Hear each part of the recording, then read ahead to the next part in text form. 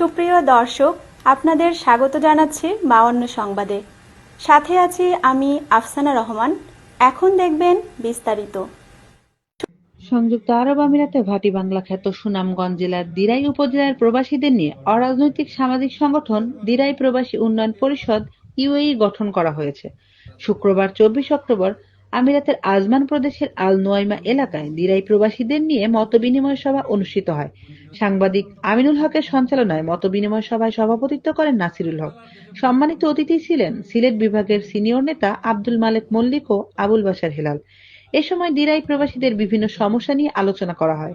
বিশেষ করে প্রবাসীদের মৃতদেহ বাংলাদেশে প্রেরণে ও অসুস্থ প্রবাসীদের সাহায্যে দিরাই প্রবাসী উন্নয়ন পরিষদ সর্বাত্মক সামাজিক ও মানবিক সাহায্য প্রদানের আশ্বাস দিয়ে উপস্থিত নেতৃবৃন্দ বক্তব্য রাখেন। এছাড়া উপস্থিত সদস্যদের সর্বসম্মতিতে আংশিক কার্যনির্বাহী কমিটি ঘোষণা করা হয়। এতে মোহাম্মদ নাসিরুল হককে সভাপতি, হাফিজ মিয়াকে সিনিয়র সহ-সভাপতি, আব্দুর রশিদকে সাধারণ সম্পাদক, মোহাম্মদ লুকমান মিয়াকে সাংগঠনিক সম্পাদক ও আজিজুল হককে অর্থ সম্পাদক ঘোষণা করা হয়।